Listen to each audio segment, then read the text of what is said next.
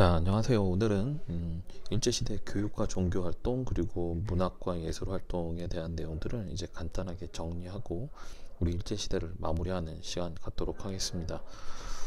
예, 먼저 교육과 종교활동부터 살펴보도록 하겠습니다. 자, 이제 교육은 민족교육 운동이라고 해서 이제 애국개몽 운동의 일환으로 이제 학교들이 많이 이때 만들어졌죠. 원래 이제 일단 우리나라의 정규 교육은 이제 초등학교의 경우에는 일본인의 6분의 1 수준의 뭐 내용도 이제 철저히 식민지 교육에 이제 박혀 있는 그런 내용들로 이렇게 교육이 되다 보니까 민족 교육기관들을 만들어서 이제 자주 민족 의식을 고취하자 뭐 이런 운동이 벌어지게 됩니다. 그래서 뭐 사립학교라던가 종교계통의 학교, 뭐 아니면 계량서당, 뭐 강습소 같은 뭐 이런 것들이 이제 존재했었는데요. 1920년대 이제 그 일본의 문화 통치가 되면서 이제 조선교육회 등이 조직이 되고 한규설 이상제 등이 조직을 하면서 고등교육기관을 위한 그런 노력들이 이제 펼쳐지기 시작을 합니다. 그리고 수업 시간에서도 선생님이 얘기했지만 뭐 초등학교 단계부터 이렇게 학교를 만들려는 노력이 있었고요.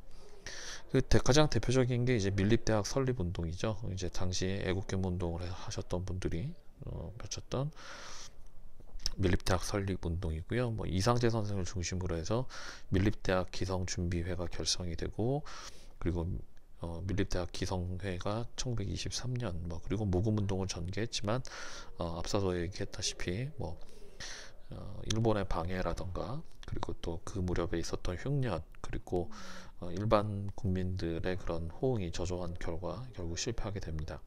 그리고 이제 같은 내용이죠. 그때 한번 다룬 내용입니다만 문맹퇴치 운동해서 어,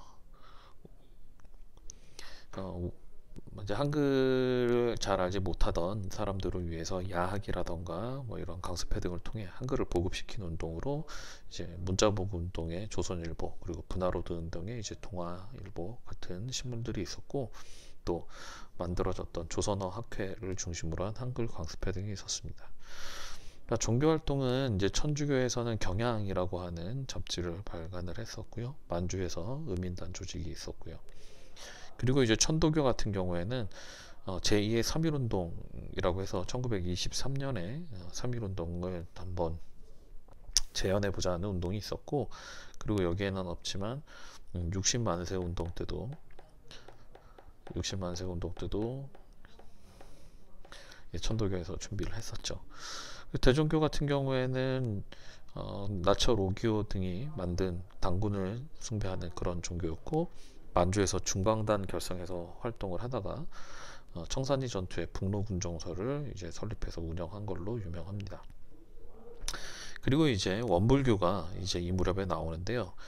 개간 사업이라던가 저축운동, 새생활운동 등과 같이 이렇게 열심히 성실하게 일해서 이제 좋은 결과를 받는 이런 것들을 강조하는 그런 새로운 종교가 나왔습니다. 현재도 원불교 같은 경우에는 원광대학교를 이제 운영을 하면서 활동을 하고 있는데, 이때 이제 이런 사업이라던가 이런 부분들을 강조하는 그런 교풍 때문인지 뭐 사업가들 중에 원불교 출신이 꽤 있다고 하더라고요. 그런가 하면 이제 개신교, 기독교 쪽에서는 신사참배 운동을 이제 거부하는 그런 운동을 펼친 개신교 교파가 있었던 걸로 알려져 있습니다. 자, 다음은 문학과 예술활동입니다. 문학활동은 1910년대까지만 하더라도 계몽주의적인 성격이 굉장히 강해요. 그러니까 이제 막 이제 서양의 그런 사료들이 들어오면서 뭐 시라던가 소설이라던가 뭐 이런 데 있어서 이제 초기의 모습들이 보이죠. 그래서 이제 최남선, 이광수 같은 사람들이 대표적인 인물들이었고요. 여기 보시는 것처럼 다양한 작품들이 보입니다. 그리고 1920년대가 되면은 이제 순수 예술을 지향하는 그런 동인지 같은 창조, 폐허, 백조 같은 예술성을 추구하는 그런 단체가 있는가 하면, 또 민족 정서를 반영을 하는 좀 김소월, 한용운, 뭐 신문 이상화 같은 항일 문학을 하시는 분도 있었고, 또 사회주의 영향을 받아서 이제 카프 문학이라고 하는 이만화 이경을 중심으로 한 신경향파 문학도 이제 이 무렵에 이제 유행을 합니다. 그러니까 1920년대 문화 통치의 기조하에서 다양한 방향으로 이런 문학 활동들이 진행이 됐다, 이렇게 생각하시면 되겠습니다. 자, 또 국민문학에서 민족주의계에서 극단적인 계급주의에 반대하며 이제 민족의식을 고취하는 내용들로 또 활동을 하기도 했었고요. 자, 이어서 그러면 다음 페이지로 넘어가 볼까요? 자, 다음 페이지 보시면 이제 1930년대가 나옵니다. 자, 1930년대 활동은 순수문학의 경우에는 좀 이제 30년대라고 하는 시대상을 반영한다고 생각하시면 될 것 같아요. 이제 이런저런 활동들이 좌절되고 하다 보니까 현실을 도피하려고 하는 그런 경향이 보이고, 또 그동안에는 이렇게 애국개몽 운동 등을 하면서 이제 독립운동가의 선이 닿아 있었던 이제 이광수나 최남선 같은 인물들이 이때부터는 친일로 넘어가서 식민통치에 협력하는 그런 내용들을 내놓기도 했고요. 그리고 이제 저항문학이라고 해서 정주영 시인 같은 경우에는 조금 결이 다르지만 이육사나 윤동주 같은 그런 분들이 이제 저항문학을 전개하기도 하십니다. 자, 음악도 이제 밟아오는 과정을 보면 비슷한데요. 음악은 1910년대까지만 해도 이제 막 서양의 음악이 들어온 지 얼마 안 됐을 때라서 망국의 슬픔이라던가 일제에 대한 저항을 나타내는 그런 음악들이 나와서 이제 불리게 되죠. 그리고 1920년대가 되면 이제 좀 우리나라화된 서양 음악이죠. 대표적인 게 이제 홍남파 선생의 이제 봉선화 같은 노래라던가, 아니면 윤구경 선생의 반달 같은 이런 한국인들의 그런 정서를 대변해주는 그런 음악들이 이제 유행을 합니다. 그리고 1930년대가 되면 우리나라에서 활동을 하진 않았지만 안익태 선생이 코리아 환상곡, 이제 나중에 애국가의 그런 원형이 되는 코리아 환상곡 등을 발표하며 활동을 하셨고, 최동선 선생이 이제 고향이라는 음악을 발표하기도 했습니다. 자, 그런가 하면 이제 미술 쪽에서는 이제 크게 전통 회화를 계승한 안중식, 이응로, 병관식 같은 사람들이 있었고요. 또 서양화에서는 고이동, 김관호, 나혜석, 이중섭 같은 분들이 유명하죠. 특히 이중섭 씨 같은 경우에는 소를 그린 그림으로 굉장히 유명하신 분이고요. 굉장히 어려운 환경 속에서 그림을 그리셔서, 그림을 그릴 곳이 없어서 그 담배를 포장하는 그 은박지 같은 데다가 그림을 그린 걸로 굉장히 유명하신 분이죠. 그런가 하면 1920년대 사회주의의 영향을 받아서 문학에서 카프 문학이 있다면 이쪽 미술계에서는 프로예술 동맹이라고 하는 그런 활동이 있었습니다.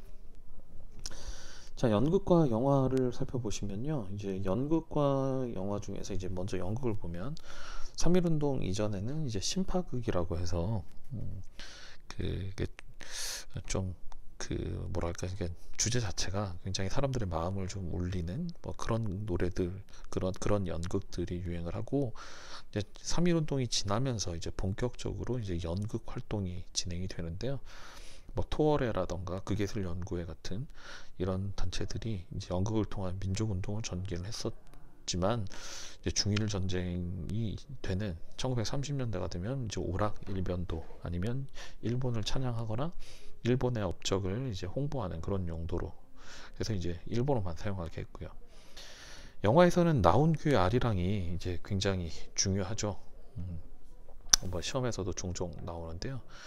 나훈규의 아리랑이 1926년에 나와서 우리 고유의 그런 정서라던가 만국과 통복한의 그런 나라를 잃은 슬픔, 이런 아픔 등을 표현하는 영화를 만들었는데, 지금 보더라도 어떻게 이 시기에 이런 비판의식을 보일 수 있었을까 싶을 정도로 그런 내용이 들어있다고 합니다. 그리고 1940년 조선 영화령이 공포가 되면서 일단 영화를 만드는 그런 그 원료가 되는 필름이라던가 이런 것들의 제한도 생기고, 또 총독부의 검열 등으로 인해서 일제의 그런 승전이나 전쟁에 참여하는 것을 독려하는 그런 내용의 영화만 만들 수 있게 했다고 합니다. 그래서 2차 세계대전 이후에 일본이 이런 예술계에 대한 통제가 강화되면서 조선문인협회, 조선음악가협회, 조선미술가협회, 조선연극협회 등이 활동을 하긴 하지만, 주로 활동이 식민 통치를 찬양하고 친일 예술 활동 참여를 독려하는 뭐 그런 내용들로 했기 때문에 광복 이후에 뭐 우리 사회 전체에서 이렇게 친일파들이 청산되지 않은 게 문제이긴 하지만 특히 이제 예술계에서도 이런 친일 논쟁이 완전히 극복된 게 아니라서 아직까지도 우리 사회 전반적으로 친일 문제에서는 좀 자유로울 수가 없지 않나 이렇게 생각이 됩니다. 선생님 이번 시간에는 그냥 간단하게 문학이라던가 예술 뭐 이런 부분에서 내용을 정리를 했습니다.